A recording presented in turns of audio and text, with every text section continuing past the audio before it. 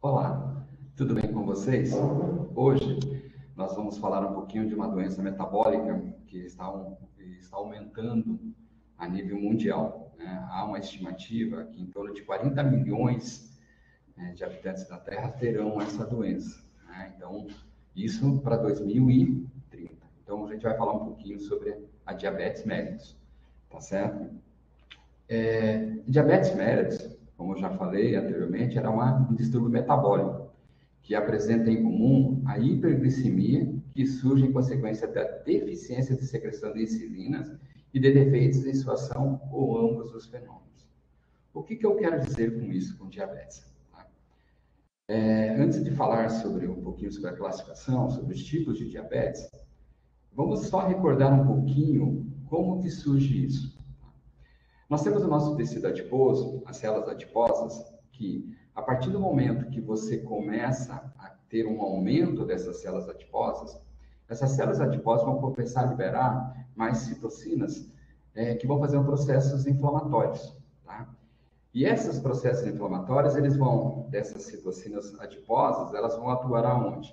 Em fígado, tá certo? Vão atuar na musculatura, nas células da musculatura, vão atuar nos vasos e vão atuar no cérebro. No fígado, essas citocinas adiposas, elas vão fazer com que haja uma quebra maior de glicogênio, da glicogênese, ou seja, uma produção maior de glicose, certo? Então, o fígado começa a quebrar, fazer a sua glicogênio para transformar mais função de glicose. Já ele também vai fazer uma gliconeogênese, ou seja, ele vai pegar os aminoácidos lá no fígado e também vai fazer uma produção desses aminoácidos em glicose. Consequentemente, eu terei mais glicose na corrente sanguínea. Tá? O que isso acarreta? Se eu tenho correto, não podemos esquecer que os carboidratos, a absorção é onde? No intestino delgado, tá? No duodeno, na região do duodeno ali. Isso vai fazer com que haja uma absorção maior da quebra dos carboidratos onde? Em glicose. E essa glicose vai aumentar na circulação sanguínea. Com esse aumento de glicose, a hora que ele passa esse sangue com glicose no pâncreas, ele vai fazer o quê? Ele vai fazer com que haja uma produção da célula beta de insulina. E essa insulina vai atuar onde? Ela vai atuar nos músculos, certo? Para fazer a absorção dessa glicose para a produção de energia, tá?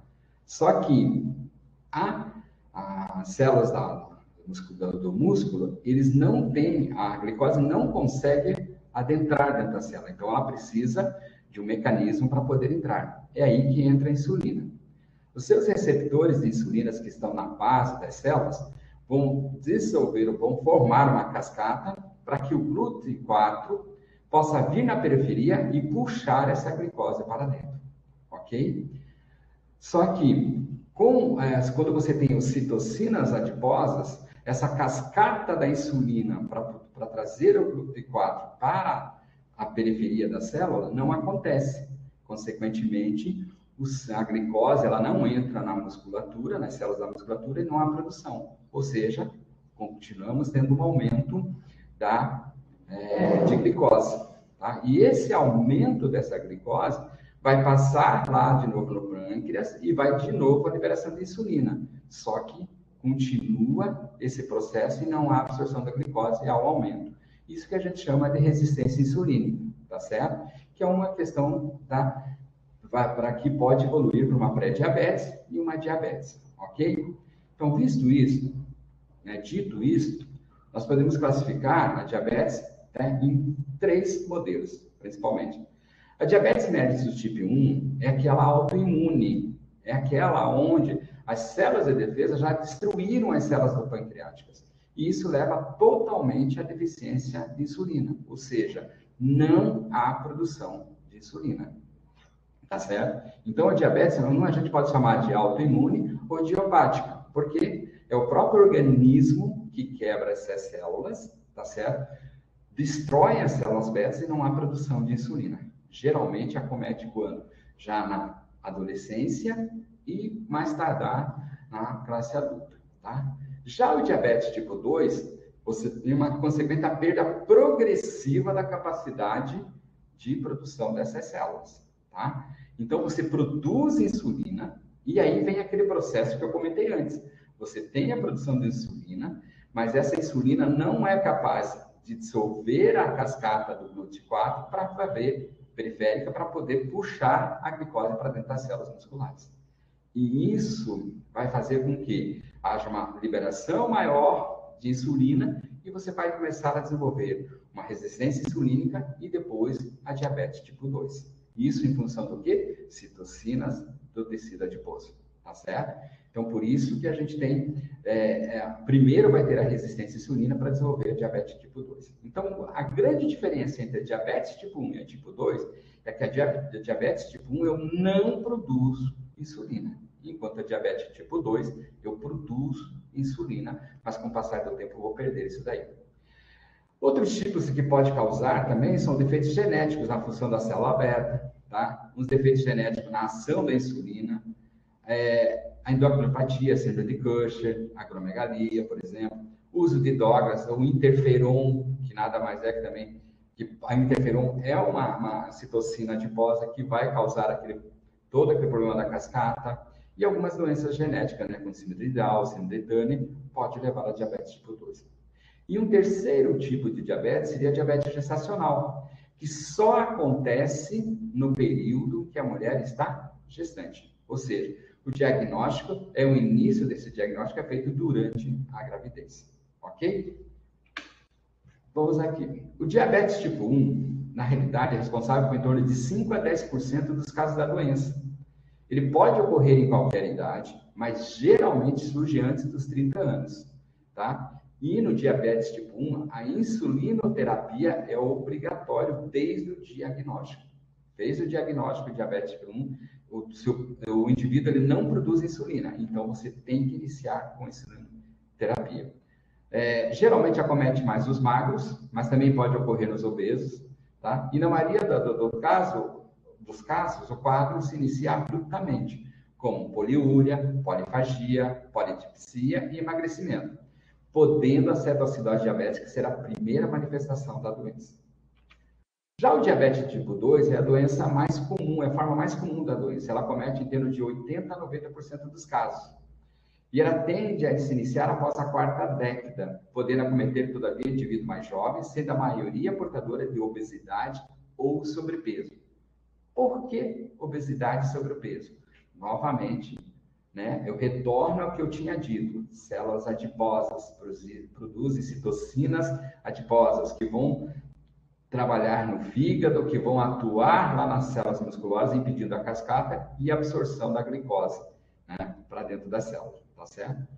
A doença pode permanecer não diagnosticada durante vários anos e pode ser detectada complicações crônicas já por ocasião do diagnóstico, tá certo? Por que ela pode por vários anos?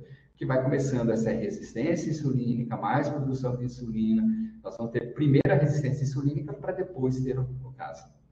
E além dos fatores genéticos, esse tipo de diabetes mostra íntima relação com o estilo de vida, principalmente com o sedentarismo e a dieta inadequada, o ganho de peso, que é o mal do século. A diabetes gestacional é aquela que surge como complicação em cerca de 7% das gestações. Representa risco tanto para a mãe como para o neonato, tá certo? Por que tanto para a mãe como o neonato? Tá? Porque a mãe ela vai desenvolver o bebê, ela pode ter um parto prematuro, tá certo? Ela pode também ter complicações da diabetes e o neonato pode ter a hipoinsulinemia após nascimento, tá? Indivíduos que desenvolvem diabetes mellitus durante a gestação têm maior probabilidade de se tornar diabéticas no futuro quando comparados à população geral. Bem, temos as funções, diabetes tipo 1 e tipo 2. Vamos falar mais praticamente sobre o diabetes tipo 2, que é, como te falei, que acomete em torno de 80% a 90% da população. A probabilidade de apresentar o diabetes em estado intermediário e glicemia depende da presença de fatores de risco. Então, a gente tem que começar a ver o nosso paciente e ver se ele tem algum fator de risco. Por isso que tem essa tabela, tá? Quais são os critérios que eu vou pensar em fazer um rastreamento em adultos assintomáticos? A primeira coisa, excesso de peso.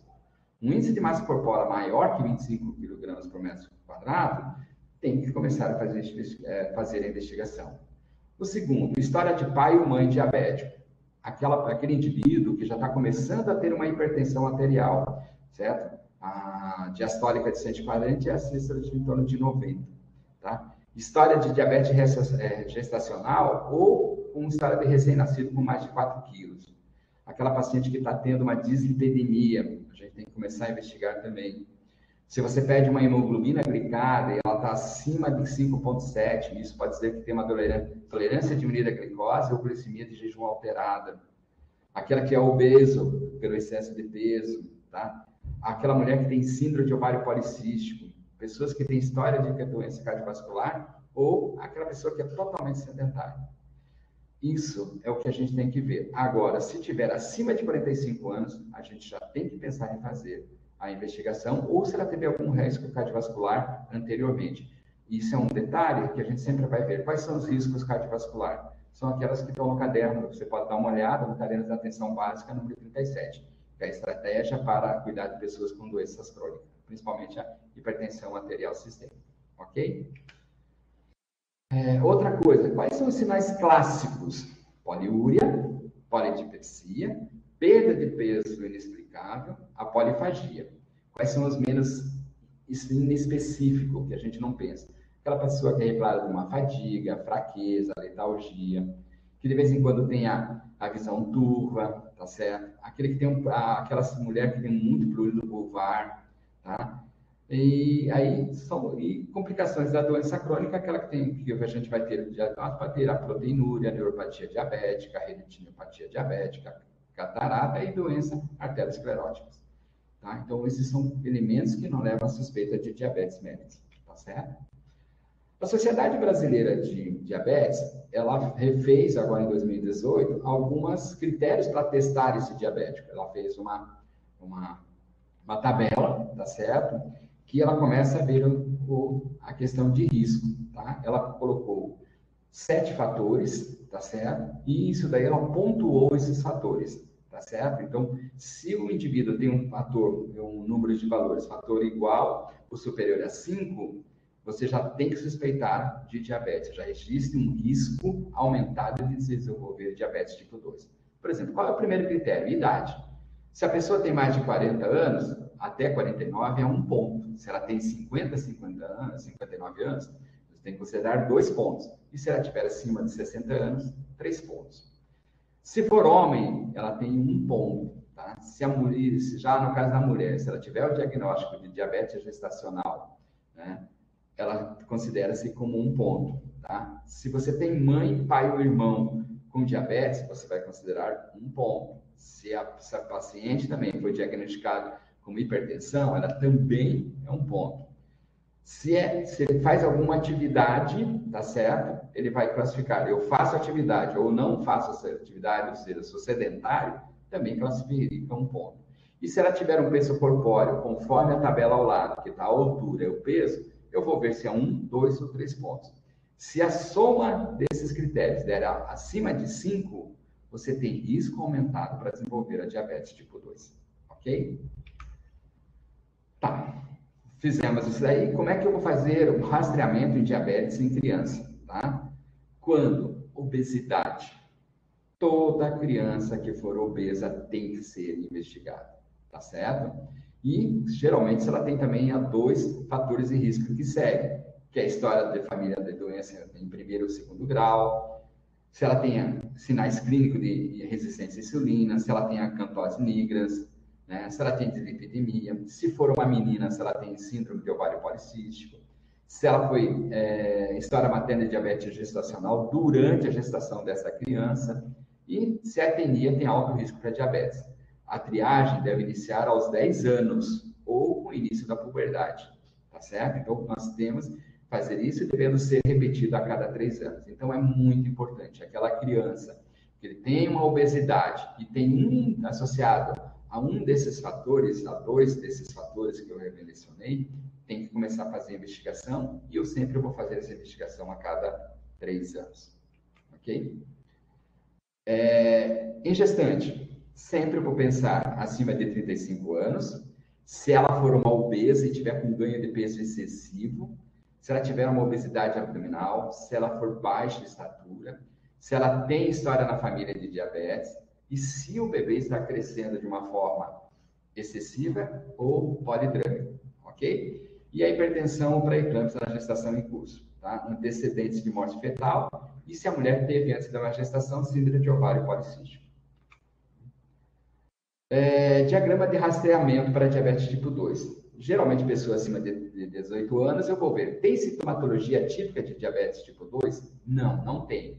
Mas possui critérios de diabetes tipo 2? Não, não possui critérios. Então, ela vai ter uma consulta da enfermagem para alterações sobre estilo de vida. Se eu faço todos aqueles critérios, ela tem um rastreamento que dá positivo, então fazer o quê? Solicitar a glicemia de jejum, certo? Se eu solicito a glicemia de jejum, eu vou ver. Glicemia menor que 110, eu novamente encaminho para a enfermagem ou consulta médica para orientação sobre estilo de vida. Se a glicemia estiver entre 110 e 126, eu vou solicitar o teste de tolerância à glicose e se tiver hemoglobina glicada. Se esse teste tiver teste de tolerância à glicose tiver menos 140 ou a hemoglobina glicada menor que 5,7, novamente orienta o estilo de vida. Se a teste de glicose, teste de tolerância à glicose estiver acima de 140 e entre 100 e entre 200, e a hemoglobina glicada estiver entre 5,7 e 6,5, eu vou mandar para uma consulta para orientações sobre mudança de estilo de vida e vou reavaliar esse paciente daqui a um ano. Caso a glicemia for acima de 126, eu vou repetir a glicemia de jejum e se ela estiver acima de 126, eu vou já fazer o diagnóstico de diabetes mellitus. Se for menos, eu faço o teste de tolerância e, de novo, se estiver entre 140 a 200, eu faço hemoglobina glicada. E se tiver abaixo de 5,7 e menor que 6,5, desculpe, acima de 5,7 e 6,5, eu encaminho novamente o consulto para mudar seu estilo de vida e faço uma reavaliação. Agora, lá, se o paciente tiver sintomatologia de diabetes tipo 2 e a glicemia casual for maior que 2, eu já tenho o diagnóstico de diabetes mellitus. Caso não, eu vou solicitar a glicemia de jejum e volto para todo o processo, né? Novamente a glicemia, teste de tolerância, e vou seguindo o caso. Ok? Na próxima aula, a gente vai falar um pouquinho sobre diagnóstico, tá certo? Como que a gente vai fazer o diagnóstico de diabetes mellitus, ok?